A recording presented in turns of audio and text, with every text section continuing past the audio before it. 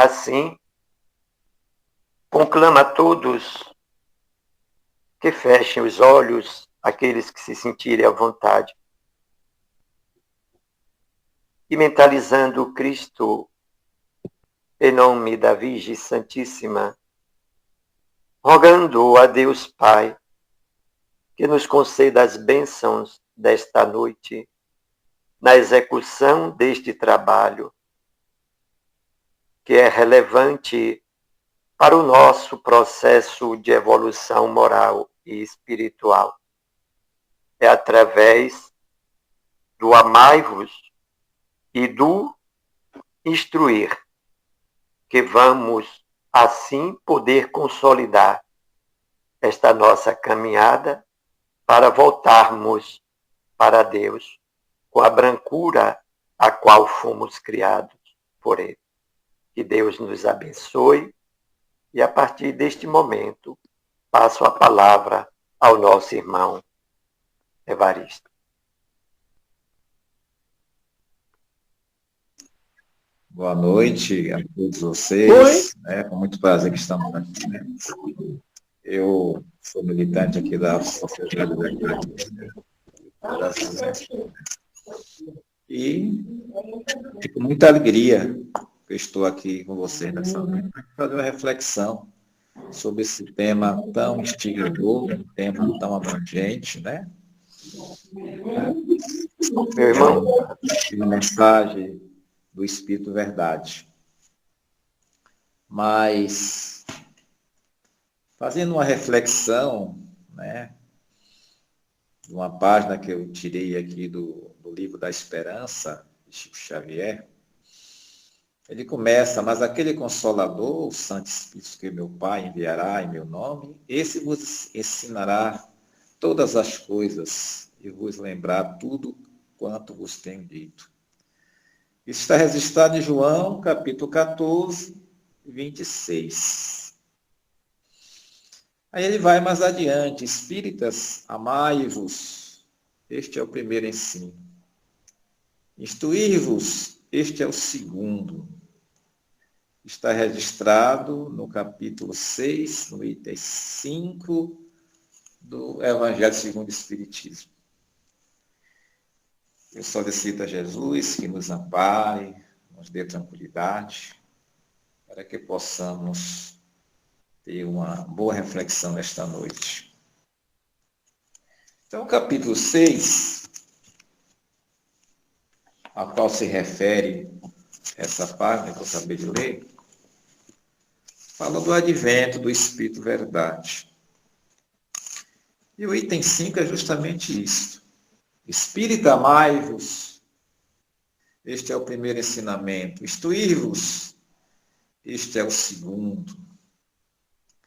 No cristianismo encontram-se todas as verdades. São de origem humana os erros que neles se enraizaram. Então vejamos que existem erros, né, enraizados no cristianismo. Segundo alguns pesquisadores das Escrituras, há mais de 10 mil erros nas Escrituras e mais de 2.000 interpolações. Então, aqui está bem claro, né?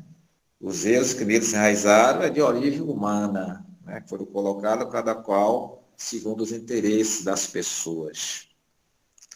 Eis que do além-túmulo, que julgáveis o nada, né, onde se dizia que morreu tudo acabou, ou vai dormir, esperando o dia do juízo final, quando será ressuscitado os corpos orgânicos, né, para o julgamento, para quem vai para o céu, quem vai para o inferno. Mas aqui diz o contrário.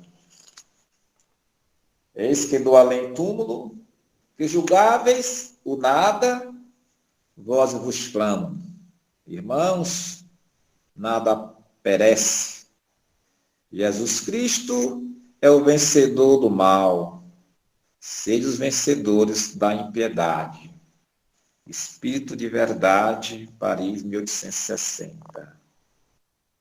Vou ler só mais um pouquinho. Vem instruir-vos e consolar os pobres deserdados. Venham dizer-lhes que eleve sua resignação ao nível de suas provas. Que chore, porquanto a dor foi sagrada no jardim das oliveiras. Mas que espere, pois, que também a eles os anjos consoladores lhe virão enxugar as lágrimas. Então vejamos, meus irmãos. Se a gente voltar para a época de Jesus, há 2000 anos, na Judeia distante, na Galileia, na Palestina, os lugares onde ele andou, a gente vai encontrar esse pregador itinerante a colocar novos paradigmas para os seus contemporâneos. É quando ele chama a atenção. Ouviste que foi dito pelos antigos: amarás o teu próximo e odiará os teus inimigos. Eu, porém, vos digo: amai os vossos inimigos, fazei o bem e orai por todos os que vos caluniam e vos perseguem. Vejamos que Jesus traz, naquela época, um novo paradigma para os seus contemporâneos, o povo hebreu, né? De amar os inimigos. Vejamos. Não se pode ter para o inimigo que nos fez mal o mesmo afeto, o mesmo carinho de um amigo, de um irmão. Mas é preciso perdoar, é preciso amá-lo. Mesmo a gente não andando de braços dados para com eles, temos que desejar o bem. Temos que tirar toda a mágoa, todo o ressentimento que está em nós contra aquela pessoa que nos fez mal, ou a gente próprio ter feito mal a outra pessoa, e essa pessoa também nos perdoar, com a mesma medida que nós estamos perdoando a outro. Né? Isso Jesus nos traz esse ensinamento belíssimo naquela época, que percorre o tempo e o espaço e chega até nós, em nossos dias, de amar aos nossos inimigos. Claro e evidente que ele não foi bem quisto por seus contemporâneos, porque o povo hebreu era um povo muito fechado, né? Eles não se misturavam com outros povos, eles se casavam entre eles, né? Então não se misturavam. Eles tinham uma visão de ser o povo escolhido por Jeová, e assim sendo eles se achavam superiores do que as outras nações. Né? A tal ponto de esperar a vinda do Messias, libertador, livrá-los do subjugo romano e proclamar a sua independência, né? E a sua supremacia por todas as nações da terra. Era isso que eles ansiavam, se tornar uma nação em supremacia às demais.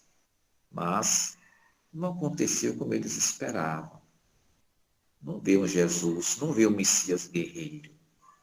Veio o Messias trazer uma mensagem nova, uma boa nova, novos conhecimentos, novos relacionamentos, né?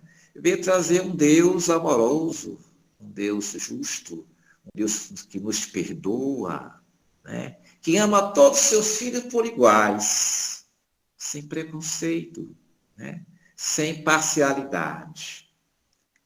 E Jesus nos traz esse Deus que ele chama de Pai. Meu Pai, as obras que eu faço não é minha, é de meu Pai. Tudo que ele fazia, ele dizia que era o Pai. Era o Pai. Então, vejamos. O grande erro das igrejas ortodoxas foi clamar Jesus como Deus, né? Ele deixa registrado com muita frequência que ele não é, é o filho, né? Ele exclama pelo Pai, Pai, né?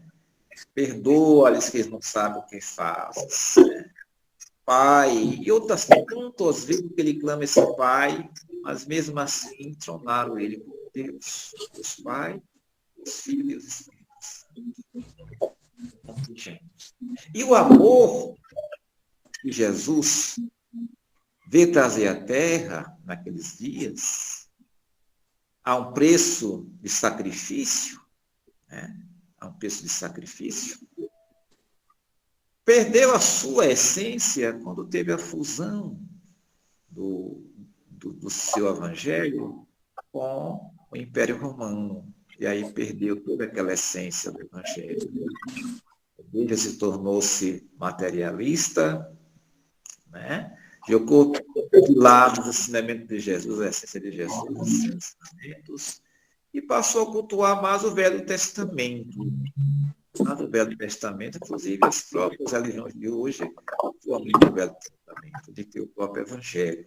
Então, vejamos, meus irmãos, que quando Jesus recebeu do Senhor do universo, aquele bloco de fogo incandescente há 4 bilhões e meio de milhões atrás, e foi eleito para ele ser o governador e responsável por aquele planeta, né? Ele foi eleito por se tratar de um espírito puro, onde ele fazia parte, segundo Emmanuel, no caminho da luz.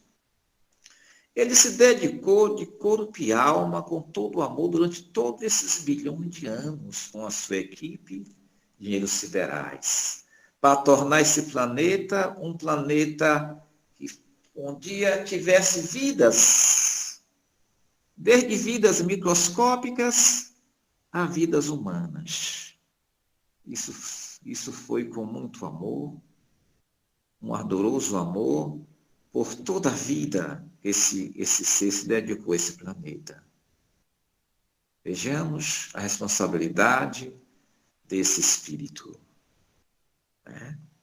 Governar esse planeta por todo esse tempo. Em nenhum momento ele deixou de nos amar. A palavra amor, né?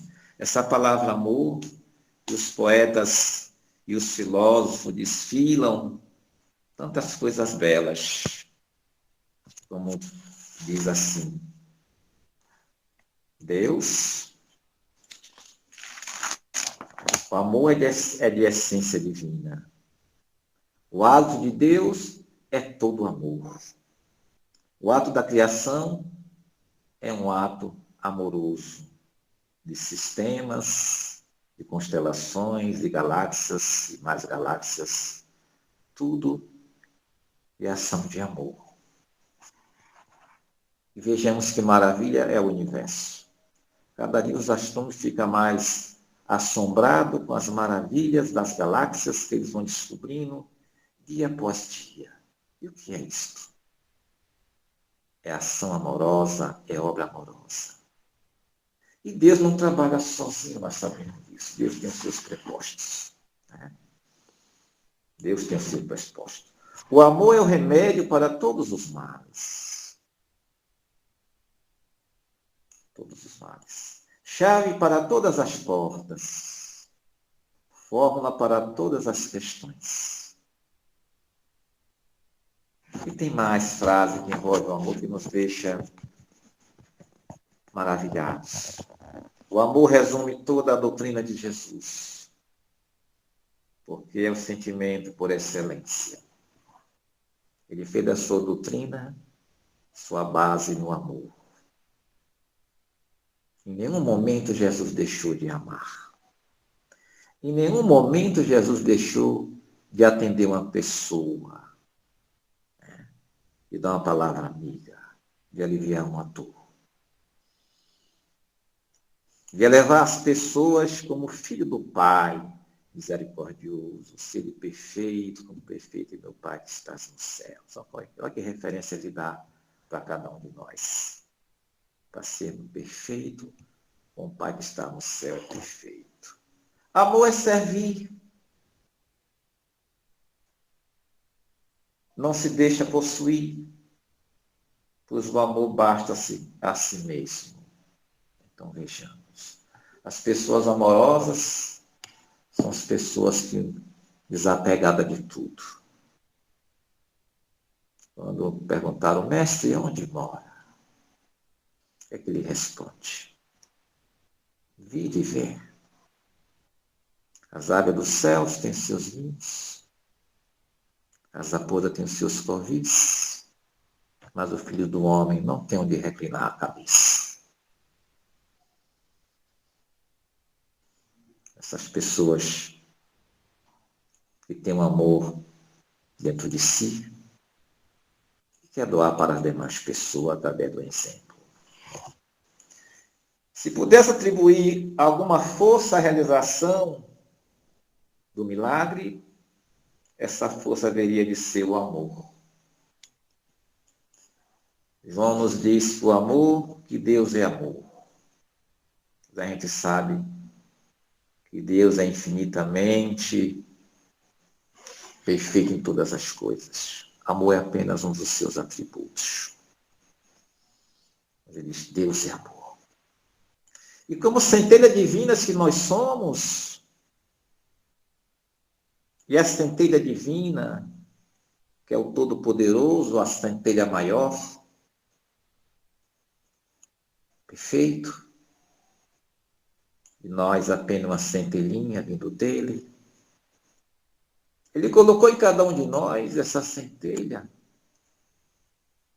em estado latente, adormecido, para que pudéssemos, por nós mesmos, desenvolver essas centelhas e virtudes, no qual o amor é uma delas. Meus irmãos, não teríamos nenhum mérito se Deus nos criasse já perfeito. O mérito seria de Deus. Mas Deus criou todos nós com os mesmos direitos. Somos todos iguais perante as leis divinas. Temos o mesmo ponto de partida. Partimos do mesmo ponto, simples e ignorantes. Mas com germes em estado latente perfeito, esperando que cada um de nós desabroche e faça esse sentimento eclodir. Não importa o tempo. Não importa o tempo. Nosso Pai Supremo não está preocupado com o tempo que a gente vai eclodir. Um mais cedo, outro mais tarde, mas todos um dia chegará aquele ponto que Ele espera de nós, que é a nossa perfeição. Mas Jesus veio para acelerar esse estado. A vinda desse ser foi para acelerar essa caminhada nossa. Né? E ele não foi o único. Ele não foi o único. Vários passaram aqui pela terra. Vários. Vejamos uma coisa interessante. Os seus discípulos, uma certa noite, reunidos,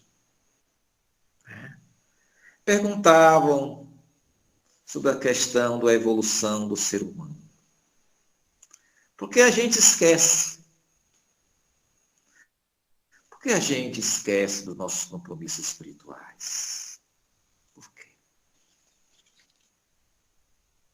Ele dá uma história para seus discípulos, dizendo assim, há muitos anos, quando o mundo perigrava em calamitosa crise de ignorância e perversidade, o poderoso Pai enviou-lhe um mensageiro da ciência, com a missão de entregar-lhe a gloriosa mensagem de vida eterna. O mensageiro ia trazer para nós uma mensagem de vida eterna. Vida eterna. Tomando forma no ciclo da carne. O esclarecido obreiro se fez professor em letras. Ele se tornou professor em letras. Apaixonou-se exclusivamente pelas obras da inteligência, afastando-se, enjoado da multidão inconsciente e declarando que vivia numa vanguarda luminosa, inacessível à compreensão das pessoas comuns. Veja como é atual essa narrativa.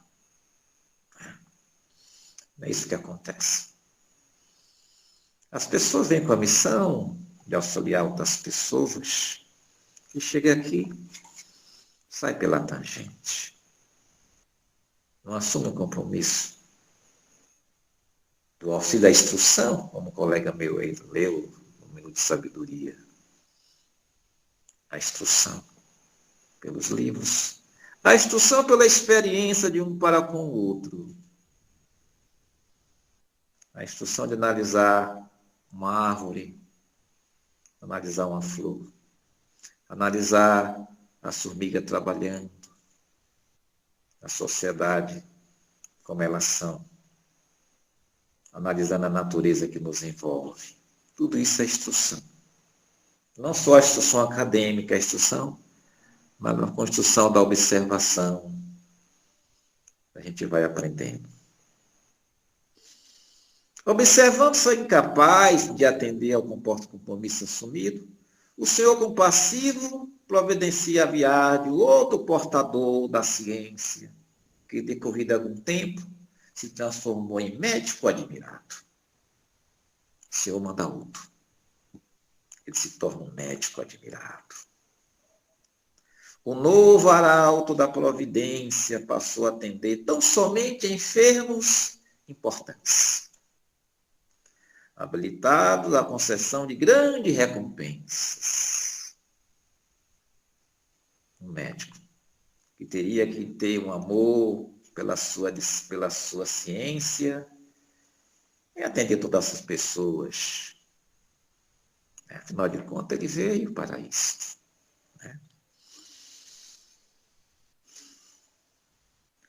Habilitado a concessão de grandes recompensas, afirmando que a febre era demasiado mesquinha para cativar-lhe a atenção. A febre não podia pagar o que ele cobrava. Ele tinha que realmente praticar amor pelos conhecimentos que ele adquiriu, que a providência permitiu a sua vinda, para que ele pudesse colaborar com seus semelhantes, atendendo todos. Quem pudesse pagar e quem não pudesse pagar da mesma maneira, com a mesma atenção e com o mesmo carinho. O Todo-Poderoso determinou, então, a vinda de outro missionário da ciência, e sempre da ciência. Ele não foi da religião, foi da ciência. Que se converteu em guerreiro célebre. Quantos guerreiros passou pela terra? Quantos? Dos mais conhecidos aos menores desconhecidos. Alexandre Grande, o maior de todos eles, Júlio César, Otávio e outros. Alarico, e outros que tiver Dario, e outros guerreiros que passou pela terra. Ele veio para ser homem de ciência, mas tornaram guerreiros. Usou a espada do cálculo com mestria, pôs-se a ilharga de homens astuciosos e vingativos, afastando-se dos humildes e dos pobres. Afirmava que a única finalidade do povo era de salientar a glória dos denominadores sanguinolentos. O povo apenas aclamava quando Deus entrava na cidade. Era só isso. Contristado com tanto insucesso, o Senhor Supremo expediu outro missionário da ciência, que em breve se fez primoroso artista. Primoroso artista. Isolou-se nos salões ricos e fartos, compondo música que embriagasse de prazer o coração dos homens provisoriamente felizes, e afiançou que o populacho não seduzia a sensibilidade que ele mesmo acreditava excessivamente avançada para seu tempo. Vejamos a música clássica. Há quanto tempo? Hoje até que melhorou um pouco, que a música clássica é levada para a periferia. Mas por muito tempo ela ficou apenas nos teatros, tocando para a grande elite. A grande massa não tinha acesso, não tinha como, porque não era levado para a periferia. A música clássica, do Beethoven, do Bach e outros tais. Foi então que o excesso pai, preocupado com tantas negações, ordenou a vinda de um mensageiro de amor aos homens. Ele primeiro enviou os homens de ciência, para que os homens aprendessem ciência,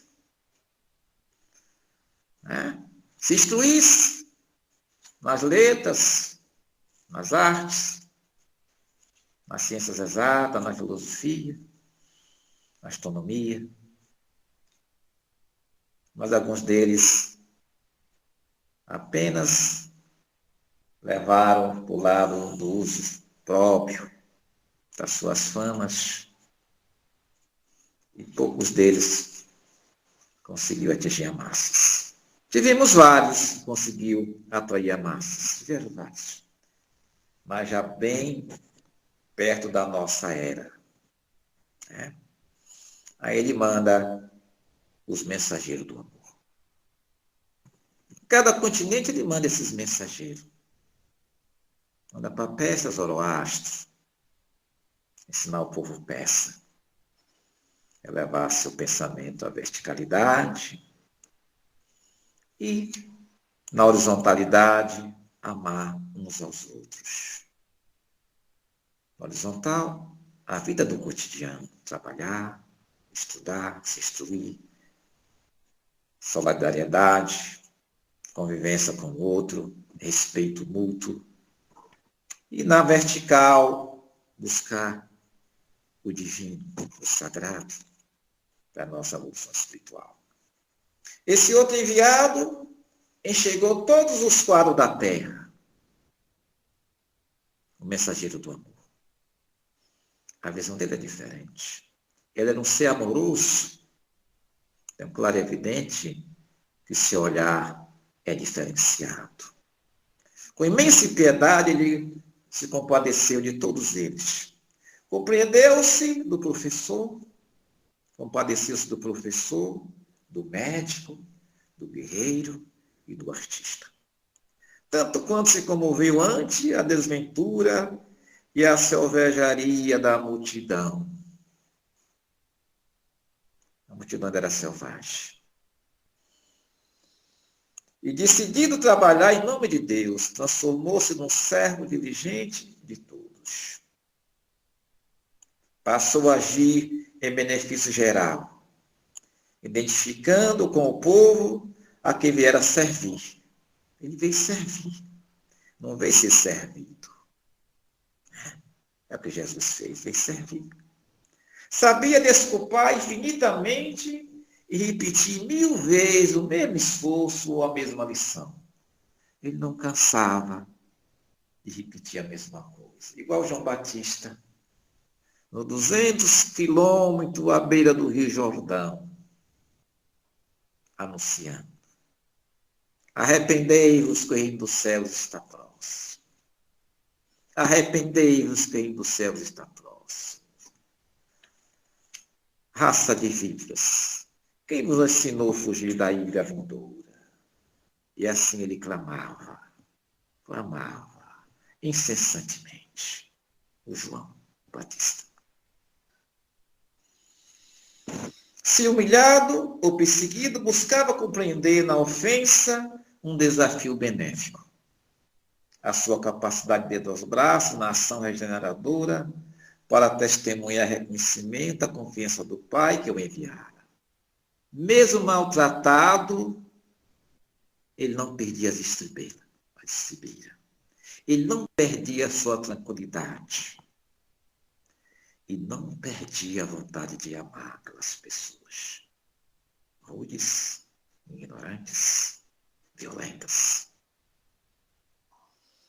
Para amar sem reservas os seus irmãos de luta, em muitas situações foi compelido a orar e pedir o socorro do céu, perante as garras da calúnia e do sarcasmo.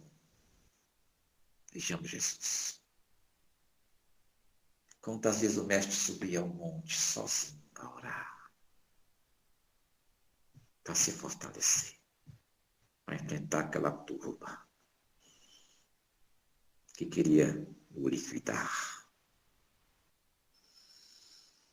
Entretanto, entendia nas mais baixas manifestações da natureza humana, dobrados motivos para consagrar-se com mais calor a melhoria dos companheiros animalizados que ainda desconhecia a grandeza e a sublimidade do Pai benevolente que lhe dera o ser. Semelhança de Deus em espírito. Então vejamos, os mensageiros do amor foi direcionado a todos os continentes da Terra. Zoroastro, a Pérsia, Confúcio lá para o Oriente, na China, Lao Tse, Sócrates na Grécia, Krishna na Índia.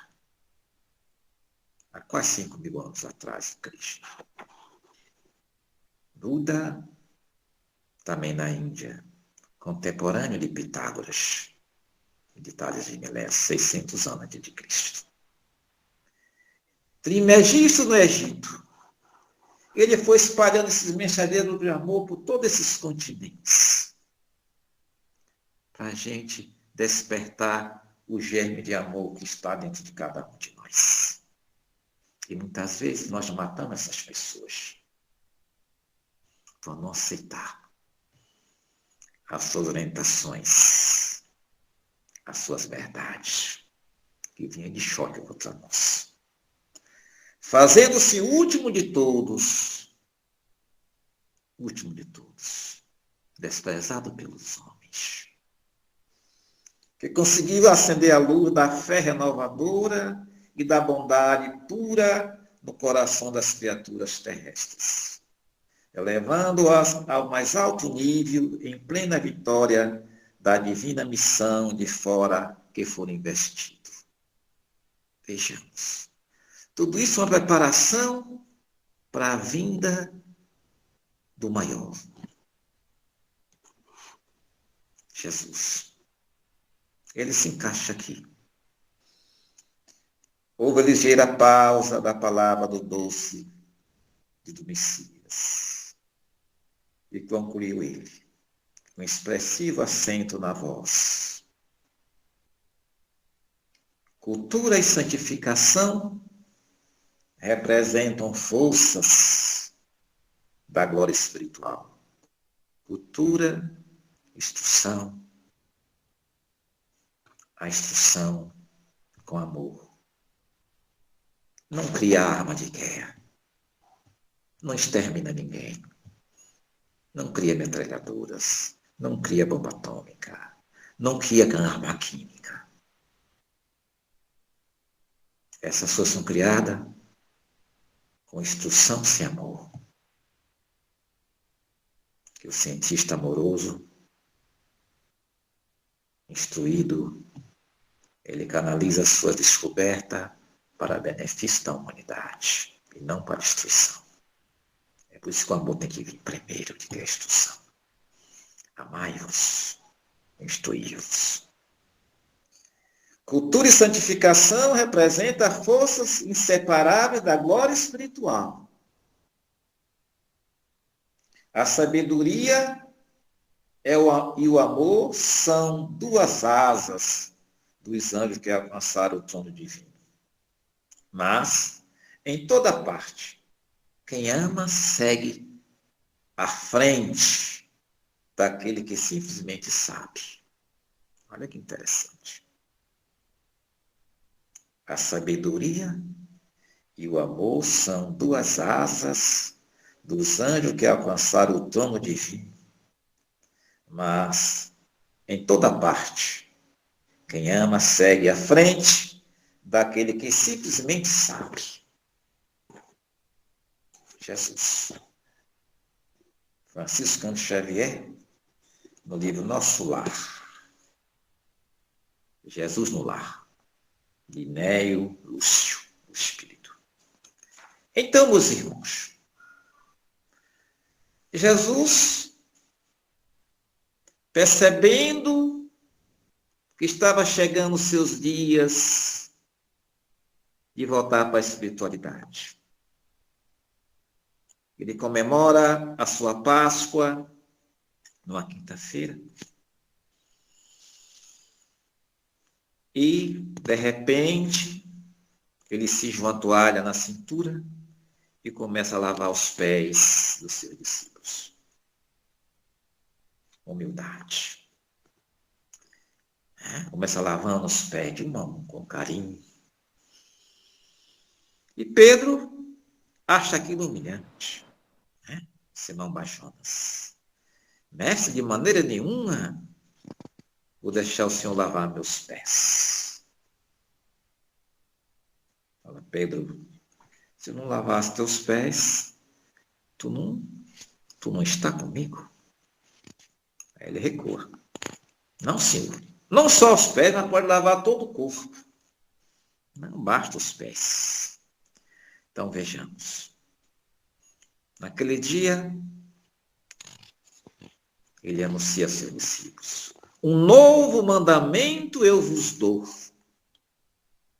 Amai-vos uns aos outros, como eu vos amei e vos amo. Conhecerão meus discípulos por muito se amarem. Conhecerão os meus discípulos por muito se amarem. Quando os fariseus souberam que Jesus calou as bocas dos saduceus, foram dialogar com ele. Mestre, qual o maior mandamento da lei? O que é que o mestre nos fala para aqueles seus contemporâneos? Amarás o Senhor teu Deus de todo o teu coração, de toda a tua alma e de todo o teu entendimento. Todo entendimento.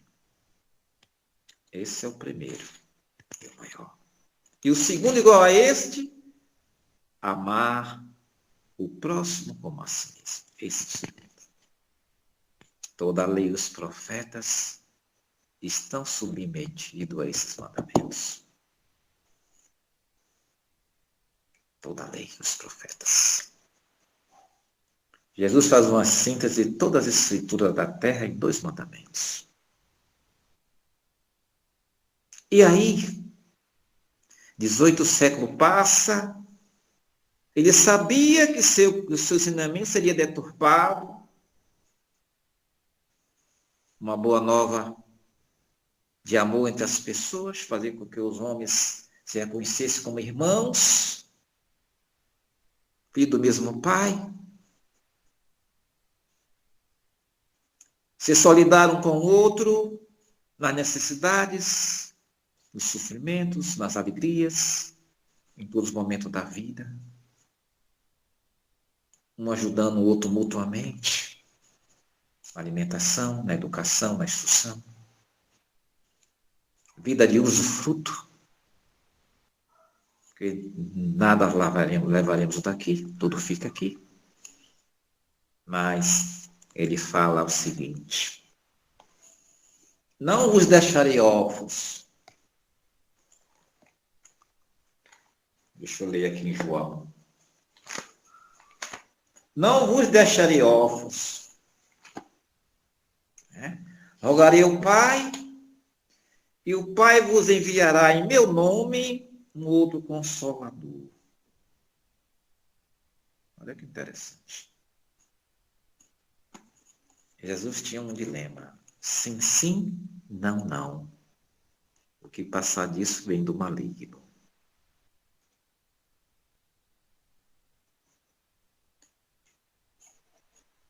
Todavia digo vós a verdade. Que vos convém que eu vá. Isso está no capítulo 16 de João, versículo 7. Porque se eu não for, o Consolador não virá a vós.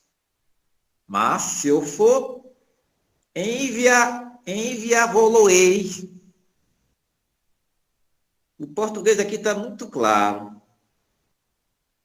Enviar-vos-lo-ei. Enviar-vos-lo-ei. Então, o Espírito de verdade não é Jesus. Como querem que seja Jesus. Está claro aqui. E quando ele vier, está no versículo 8, convencerá o mundo do pecado e da justiça e do juízo. Versículo 9, do pecado porque não creem em mim, da justiça porque vou para meu Pai e não me vereis mais. O 11, e do juízo porque já o príncipe deste mundo está julgado. Versículo 12. Ainda tenho muito que vos dizer, mas vós não podeis suportar agora. Mas quando vier aquele Espírito de verdade,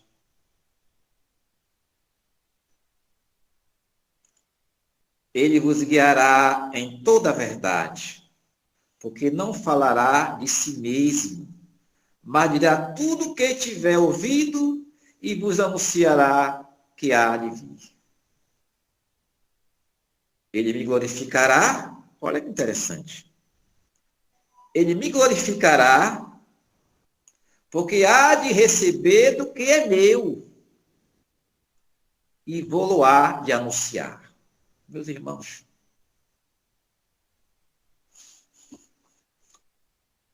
eu não sei se vocês concordam, mas é bom analisar, porque a doutrina espírita não pode ter véu, não pode ter dogmatismo, não pode ter achismo. Assim como entonaram Jesus como Deus, na igreja ortodoxa, os espíritas querem entonar Jesus como Espírito verdade. Aqui está claro que ele não é. Se Jesus é médio de Deus, quem é o médio de Jesus? Como é que a usina pode vir direto para uma casa sem passar por uma estação de distribuição?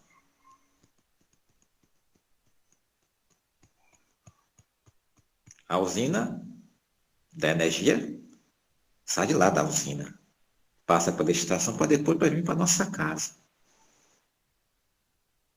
Qual era o médio aqui na Terra que ia estar em sintonia com Jesus? Ficar 12 anos aqui, né? Além dele ter que vir se revestir com o perispírito da quintação da Terra novamente, para ficar escrevendo através da mão das meninas. Claro e evidente. Quando a gente lê, a gente pensa que é o próprio Jesus que está falando. Mas, se esse Espírito Verdade é o médio de Jesus, ele capta o que Jesus quer dizer. E transmite para as crianças. Que está aqui bem claro. Que ele ia enviá-lo, o Espírito de Verdade. Não era ele. Não era ele, mas há uma falange de palestrantes, de de renome, e diz que o Espírito de verdade é Jesus. Isso não vai diferenciar em nada. Mas, se esse Espírito deu 2 mandamentos, amai-vos e instruí-vos, olha que ele vem lembrar, amais sobre todas as coisas, e ao próximo como a ti mesmo. Esse Espírito, chamado José, está dando para ver aqui? Jesus de Nazaré, de Carlos Antônio Bacelli, esse médico, Minas Gerais. Ele tem vários livros escritos. Ele tem aqui a psicografia desse espírito chamado José, que ele tem mensagem no Evangelho, desse José. A indulgência dele, onde fala sobre a fé e a caridade também desse espírito José, espírito protetor. Ele trabalhou na codificação desse espírito. Ele trabalhou por muito tempo aqui no Brasil com Dona Maria Modesto Cravo, em Uberaba. Com o desencarne dela, ele começou a trabalhar com esse médico chamado Antônio Carlos Embaçaí. Antônio Carlos Bacelli. Trabalhava com Chico, esse médico. E ele diz nesse livro, esse Espírito José foi companheiro de Paulo, um dos companheiros de Paulo. Só que ele não diz nome, só fala José. Ele diz aqui nesse livro, meus irmãos, mais tarde caberia a ele, João Batista, reencarnação de Elias, a tarefa de restaurar o cristianismo, concretizando o advento do Consolador, que é o Espiritismo. De fato, Elias virá e restaurará todas as coisas. Eu, porém, vos declaro que Elias já veio, e não reconheceram, antes fizeram deles o que quiseram. Assim também o Filho do Homem há de padecer na mão dele. Então, os discípulos entenderam que ele falava a respeito de João Batista. Elias já tinha vindo e tornaria a voltar como Espírito de verdade. E está claro, sabe por quê? Quando Jesus diz assim, logo na descida do Monte Tambor,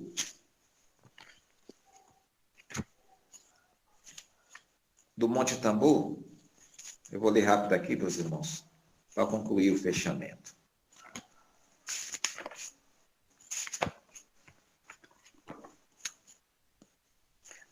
Isso está no capítulo 4. Ninguém pode ver o reino de Deus não nascer de novo. Após a transfiguração, seus discípulos então interrogaram desta forma: por que dizem os escribas ser preciso que antes volte Elias?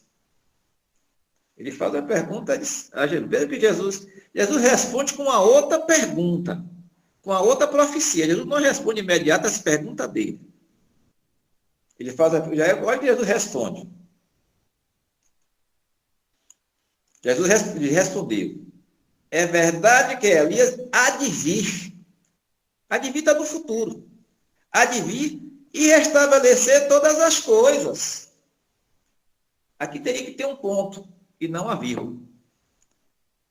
Restabelecer o quê?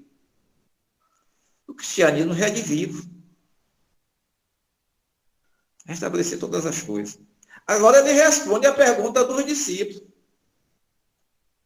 Se Elias já tinha desencarnado e apareceu dele no Monte Tambor, né? O Elias, já tinha desencarnado como João Batista. Como é que Jesus ia dizer que eu vos declaro que Elias já veio e não lhe conheceram e trataram como lhe aprovei? Agora ele responde à pergunta dos discípulos, que ele já tinha vindo, mas que ele ia tornar a vir para restabelecer todas as coisas. Eu estou lhe dando apenas uma informação. Os irmãos não é obrigado a acreditar no que eu estou dizendo. Mas está bem claro aqui nas Escrituras que Elias é o Espírito de verdade que vem restabelecer todas as coisas. E Humberto de Campos confirma isso. Se você pegar aquele livro Boa Nova de Humberto de Campos, onde ele fala onde tem aquele precursor, vocês vão ver, quando Isabel visita em Nazaré Maria, Jesus tinha uns 12 para 13 anos, ambos tinham a mesma idade, né? E ele diz assim o seguinte: quem poderia saber qual a conversação solitária que se tratava entre ambos, as duas crianças conversando? Distanciado no tempo, devemos presumir que fosse na Terra a primeira combinação entre o amor e a verdade. O amor e a verdade. Mais adiante ele fala assim: transcorrido alguns anos, vamos encontrar o Batista na sua gloriosa tarefa de preparação do caminho à verdade, procedendo do trabalho divino do amor, que o mundo conheceria em Jesus Cristo. Mais adiante, escuta quantas vezes a verdade se refere ao João. João era a verdade, e a verdade na sua tarefa de aperfeiçoamento. Dilacera a mágoa, deixando levar ao sacrifício extremo. Tem mais outra verdade. João Batista foi a voz clamante no deserto. O operário da primeira hora, ele é o símbolo rude da verdade, que arranca as mais fortes raízes do mundo. Isso aqui foi dado. E aí Jesus fala assim: dos nascidos de mulher, João Batista é o maior de todos. O maior de todos não fez parte da codificação. Ninguém estranha isso. O maior de todos não faz parte da codificação, porque ele é o Espírito de verdade. Ninguém desconfia isso. Eu estou com José, esse Espírito, que está na codificação, porque ele soube interpretar e escolher aqui. Elias há de vir futuro. E restabelecer todas as coisas. Restabelecer o quê? O evangelho que foi deturpado por 18 séculos com a vinda do Espiritismo. Amai-vos, instruí-vos. Então, meus irmãos,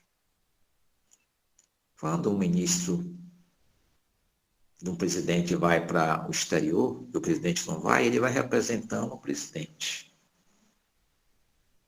Ele leva o pensamento do presidente. Ele lê, mas ele assina no lugar do presidente. Ele lê a mensagem do presidente, mas ele assina. A mensagem não é dele. A mensagem é do outro, mas ele reproduziu. Um espírito pode reproduzir a mensagem do outro na íntegra, sem ser o próprio espírito. Se conhece a árvore pelo fruto. Não é frase de Jesus. Você vai encontrar lá no Bragagitar essa frase. E quantas vezes a gente repete frase dos outros e assina embaixo? O que é bom tem que ser divulgado. Então, meus irmãos, esse mestre nos trouxe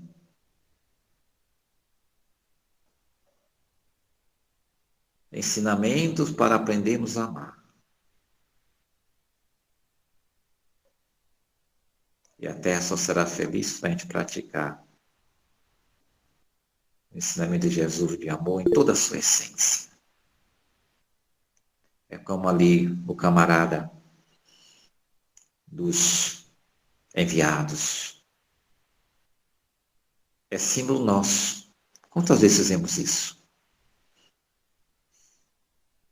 Quantas vezes a gente fracassamos nas pequenas missões? Nas pequenas missões. Onde a gente reencarna.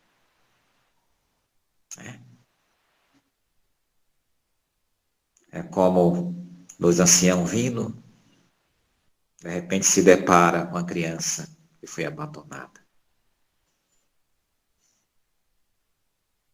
Um fala, é um fardo, não dá para a gente levar. Faz frio, a tempestade está vindo. Outro fala, imagina, é uma criança, vamos levar? Não levarei. E apressa os passos. Outro piedoso pega a criança, abraça no seu peito e vai devagarinho. Vento, gelo, chuva, tempestade. Ele abraçado com seu fardo suave, recebendo o calor e a palpitação no peito daquela criança. E chega no albergue. Viva os dois. Energia mútua. Chegando lá, não encontrou o companheiro. No outro dia vão procurar, encontra o companheiro já morto. Não aguentou o frio e não tinha recurso para parar o frio. Se ele tivesse pegado aquela criança com outros dois, chegaria vivo. Então, meus irmãos, muita paz. O amor, a gente pode transmitir amor nas pequenas coisas, como esse caso do idoso que pegou a criança. Com muita dificuldade chegou até a hospedaria, uma criança. Ele salvou a vida da criança e a criança salvou a vida dele. Deus nos abençoe, me perdoe aí ter extrapolado o tempo. Muita paz. Que assim seja, meu irmão. A sua preleção foi dentro de um tempo admitido, sim, e conforme vos disse anteriormente, se houvesse a necessidade de dispor de mais tempo, lhe seria concedido e haveria, assim, a compreensão e a aprovação da espiritualidade maior, porque a ela, sim, cabe dirigir todo este trabalho de amor. O que tivemos hoje, nesta noite, a exemplo das demais noites de terças-feiras, as quais temos esta felicidade de participarmos para nos instruirmos e para compreendermos, à medida que vamos nos instruindo, a profundidade deste amor que nos foi trazido de uma forma, diria, poética pelo nosso irmão. Foi uma maneira maravilhosa, de muita luz. E acredite, o irmão, nada do que vos digo está desprovido de um sentimento verdadeiro. Hoje, todos que aqui estão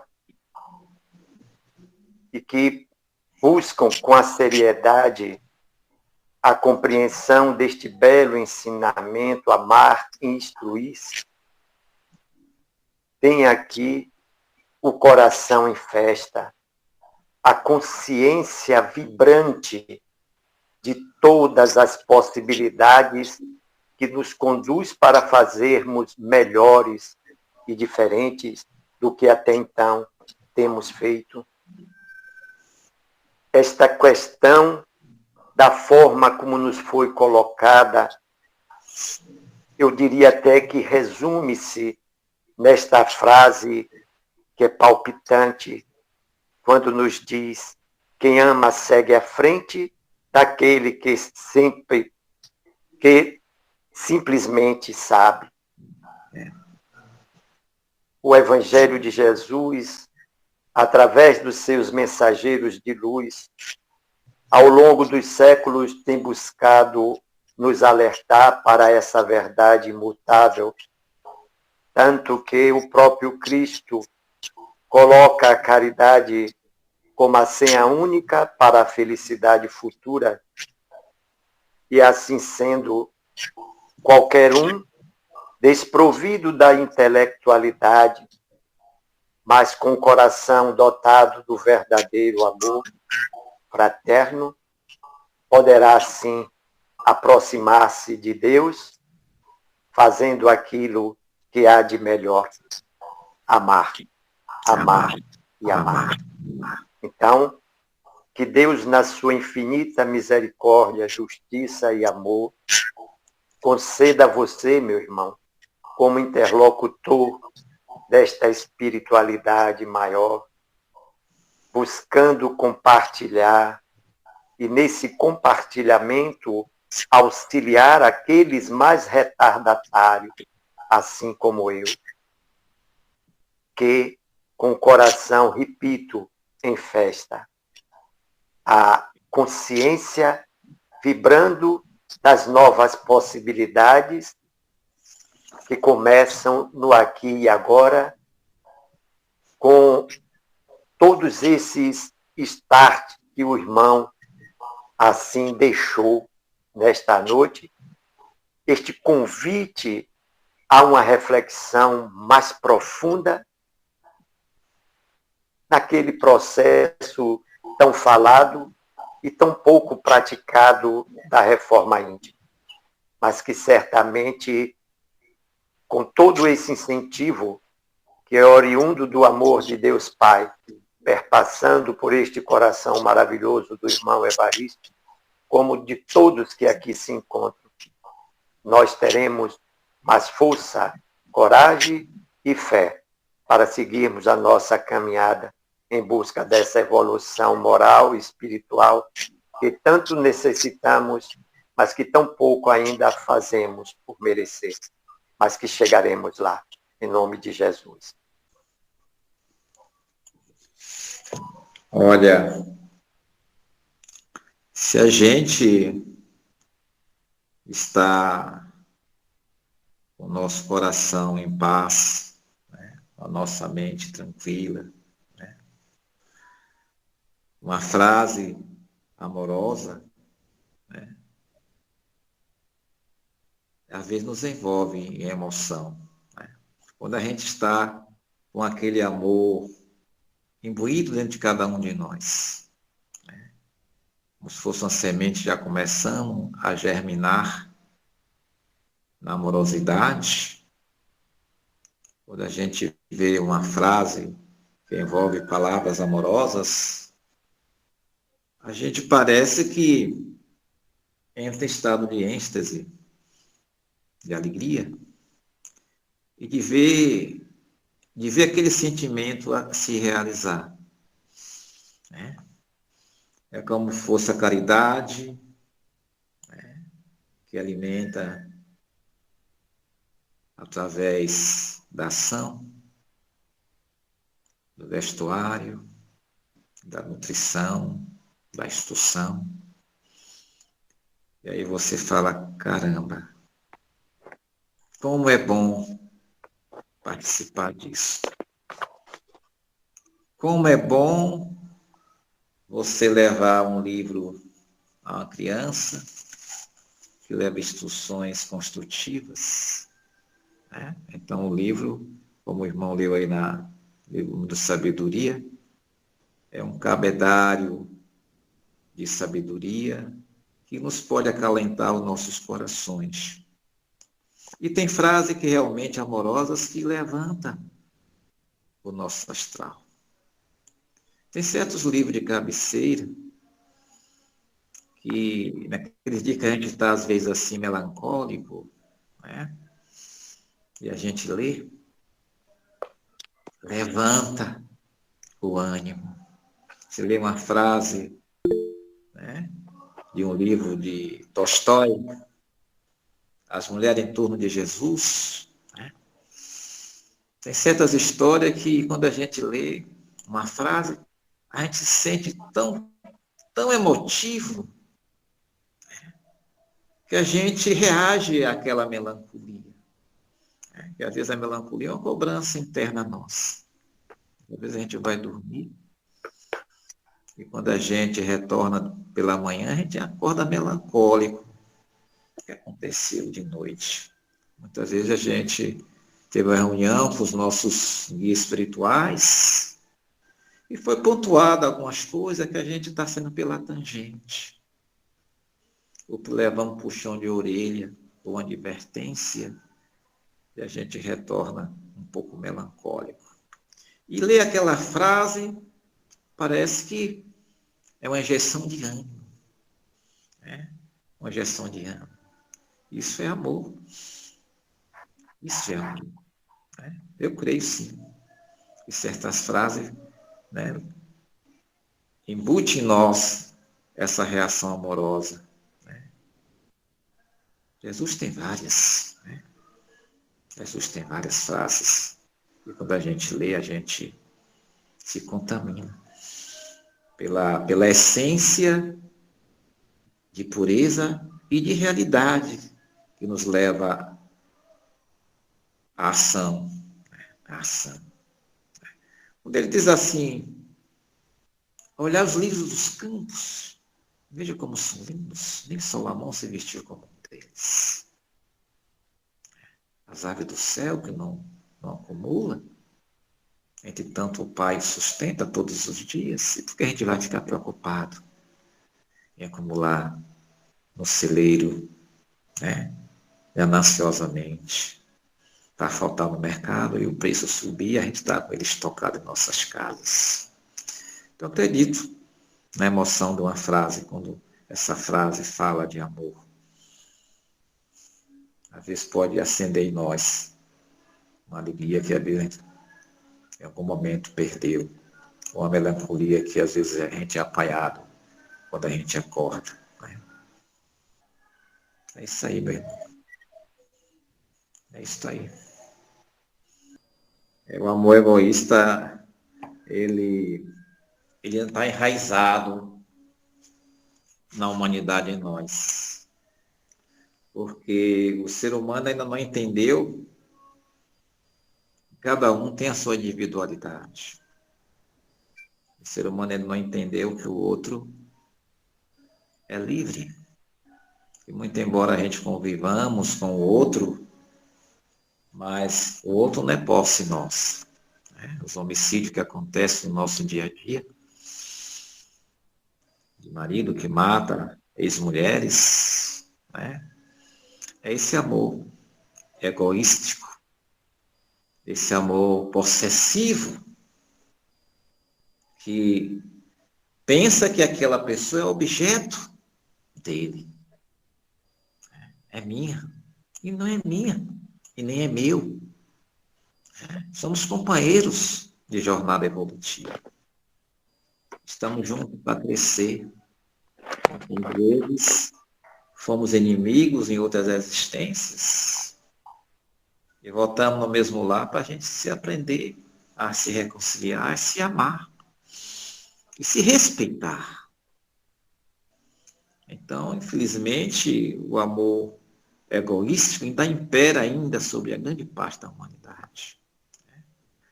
Precisamos nos reeducar para que haja harmonia entre nós, né? Como diz aqui, a educação e reeducação constitui a síntese de toda a obra consagrada ao aprimoramento do mundo. Na hora que a gente se reeducar, a gente vai perceber que somos espírito, que poucas pessoas admitem isso, e como espírito somos individuais. Né? Eu não dependo do outro para ser feliz e nem o outro depende de mim para ser feliz. Vamos ser felizes com a nossa individualidade. Agora, se estamos juntos, é para aprendermos a nos amar, nos perdoar, né? Nos tolerar, na boa convivência, no bom respeito. Né? Mas vai chegar uma hora que esse amor egoísta vai ter que desaparecer. Porque não vai ter lugar mais, espaço aqui para ele no mundo de regeneração. Ele vai ter que acompanhar a evolução. A evolução é lei. A gente não pode ficar estagnado. Né? Mas a gente se prende, às vezes, às coisas, né? O egoísmo. Né? O meu primeiro. A gente quer ser sempre o primeiro, né, em tudo. Né? E às vezes o caminho não é este. O caminho é compartilhar com o outro.